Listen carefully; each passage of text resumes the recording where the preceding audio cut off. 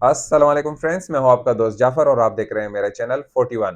Friends, इस वक्त बहुत से पाकिस्तानी जो यूएई आना चाहते हैं, दुबई आना चाहते हैं या जो दुबई में है, उनके जहनों में एक ही सवाल गर्दिश कर रहा है कि विजिट वीज़ा या एम्प्लॉयमेंट वीज़ा के हवाले से कोई नई अपडेट हो। तो आज 23 नवंबर है, मैं आप लोगों के साथ वक्तन फ़वक्तन इसके अपडेट शेयर करता रहता हूँ। तो अभी तक की जो न्यूज़ है मैं आपके साथ शेयर कर रहा हूँ कि कौन से वीज़े लग रहे हैं, कौन से नहीं लग रहे और क्या अपडेट्स हैं। देखें, सबसे पहले जो दुबई में या जो यूएई की रियासतें हैं, अबू धाबी है, शारजा है, अजमान है, रास अल खैमा है, दुबई है, इसमें जो लेबर का वीज़ा है, वो जैसे ही आप अप्लाई करते हैं, वो रिजेक्ट आ रहा है और वो यानी कि इस वक़्त जो और एक बात मैं आपको बताता चलूँ कि इसके बारे में किसी के पास अब तक इंतरिक खबर नहीं है कि क्या वजह है जो वीज़ों में प्रॉब्लम आ रहा है। और एक और खबर, इसमें सिर्फ़ पाकिस्तानी नहीं है, इसमें और कंट्रीज़ के लोग भी हैं जिनके वीज़े नहीं लग रहे। ये नहीं है कि सिर्फ़ पाकिस्तानियों को के वीज़े नहीं लग रहे। बाकी ये सारा मामला कब स्टार्ट होगा, कैसे होगा, वो भी मैं आप लोगों के साथ पूरी डिटेल शेयर करने वाला हूँ। एम्प्लॉयमेंट वीज़ा लेबर का ये तो नहीं आ रहा। हाँ, स्किल्ड वीज़ा निकल रहे हैं। जो स्किल्ड वीज़ा है उसके लिए आप अप्लाई करते हैं, उसमें भी आपके पास जो आपके डॉक्यूमेंट्स से अटेस्टेड होने चाहिए। इसमें से बहुत से लोगों का एक भी सवाल होगा, ड्राइवर हज़रात हैं, वो समझते हैं कि सर हम अप्लाई करते हैं तो क्या हमारे पास मैट्रिक सर्टिफ़िकेट होना लाज़िम है? क्या हम अप्लाई कर सकते हैं? देखें, ड्राइवर जो है वो भी लेबर कैटेगरी में आ रहा है। ये आप मैंने पहले भी कोरोना के टाइम में भी शेयर किया था। जो लेबर कैटेगरी है उसमें ड्राइवर भी है। लेबर कैटेगरी से जो फर्स्ट नंबर आता है फिर वो फर्स्ट यानी कि सारे लेबर्स के ऊपर ही ड्राइवर्स और नैनी जो घर में काम करती हैं, यही आते हैं। तो ये लेबर कैटेगरी में आता है। तो आप अप्लाई करेंगे तो मे बी किसी का निकल आए और लेकिन अक्सरियत का नहीं निकल रहा है। अब जो है वीज़ा जो सर्विस है, अगर आप अप्लाई हो भी जाता है, फॉर एग्ज़ाम्पल अगर किसी का अप्लाई हो भी जाता है जो लेबर का वीज़ा है, तो बाद में क्या हो जाता है कि सिस्टम एरर शो करता है या system service not available show करता है। और इसके साथ-साथ अगर जो है अप्लाई हो गया और उसका लेबर कार्ड आ गया, बाज़ औक़ात ये लेबर कार्ड पहले आ जाता है। तो अगर वो आ जाता है तो बाद में उसको मिनिस्ट्री ऑफ लेबर ने रिजेक्ट कर दिया, यानी कुछ टाइम के बाद इमिग्रेशन मिनिस्ट्री ऑफ लेबर की तरफ से रिजेक्ट हो जाता है।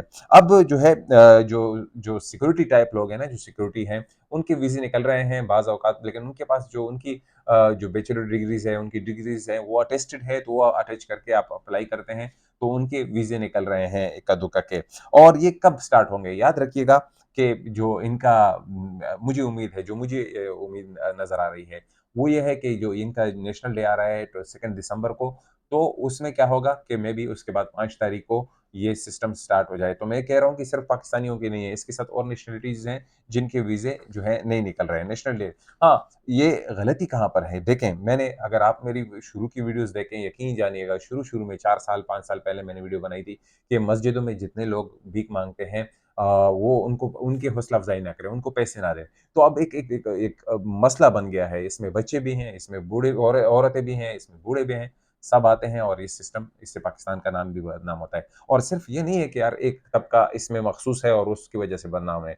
बाज़ औक़ात और हरकतों की वजह से झगड़ों की वजह से भी हो सकता है और बाज़ औक़ात जो स्मगलिंग वग़ैरह होती है, वो भी उसकी वजह से भी हो सकता है, कोई भी। और इनके लिए डाटा निकालना 1 मिनट का काम है कि किस कंट्रीज़ के, किस शहर के लोग ये क्या-क्या कर रहे हैं। तो देखें, इसकी हौसला शिकनी होनी चाहिए, जितने भी लोग हैं इनको 1 रुपया भी ना दें। कोई भी जो है आता है आपके कैंप्स में, कुछ में, उसको रफ़ा-दफ़ा करें। रिसेंटली मेरे साथ एक आदमी मिला बोलते हैं मैं सऊदी में उम्रा करने गया था, तो जगह-जगह पर ये हमारे बेटे हैं और यही काम कर रहे हैं। यानी कि बहुत ही अफ़सोस और शर्मिंदगी की बात है, यकीन जानिएगा कि मैं बाज़ औक़ात शेयर नहीं करना चाहता इसकी, लेकिन गलतियाँ हैं, सिर्फ़ एक तबके में नहीं है, बाज़ तबके में हैं, जिसमें लड़ाई-झगड़े भी हैं, जिसमें चोरी हुई है। तो ऐसे और भी हैं, सिर्फ़ एक तबके को मैं टारगेट नहीं कर रहा, आप समझ सकते होंगे। तो ये जो है 5th ऑफ दिसंबर से जो है मुझे लग रहा है कि ये सारा सिस्टम बहाल हो जाएगा और वीज़े लगने स्टार्ट हो जाएँगे। और याद रखिएगा कि जो है, जो लोग पूछते हैं कि सर हम क्या करें, जिन्होंने ऑफ़र लेटर मिला है, तो आप इंतज़ार करें। इस मुल्क में रहें, अगर आपको वीज़ा मिल गया है, यानी कि ऑफ़र लेटर मिल गया है, आपका वीज़ा अप्लाई हो गया है, तो आप इंतज़ार करें कि क्या अगर आप मुल्क जाएँगे, मेबी वहाँ से फिर आपका वो वीज़ा ही ना निकले। यहाँ का कानून बदलता रहता है, तो आप परेशान ना हों। तो ये सारी खबरें थी, मैंने कहा छोटी-सी वीडियो आप लोगों के साथ शेयर कर दूँ। जैसी ही नई अपडेट आएगी, आप लोग बार-बार पूछ रहे हैं ना कि सर हमें अपडेट दीजिए। जैसी ही नई ताज़ा खबर आएगी, मैं आप लोगों के साथ शेयर कर दूँगा। लेकिन यकीन जानिएगा कि आज तक जितने मेरे हैं वीज़े अप्लाई हुए हैं, हमारे पीआरओ से भी बात होती है, एक का भी वीज़ा नहीं निकला। वो सिर्फ़ पाकिस्तानी नेशनैलिटी नहीं है, दूसरी भी है। तो आप याद रखिएगा कि कुछ भी खबर होगी मैं आप लोगों के साथ शेयर कर दूँगा, लेकिन आप इंतज़ार करें, ये 5th ऑफ दिसंबर मुझे जैसे लग रहा है, इंशाल्लाह वहाँ से सिस्टम बहाल हो जाएगा और वीज़े लगना शुरू हो जाएँगे। तो आज के लिए इतना ही, मुझे अपनी दुआओं में याद रखिएगा, जैसी ही नई अपडेट मिलती है मैं आप लोगों के साथ शेयर कर दूँगा। खुदा हाफ़िज़।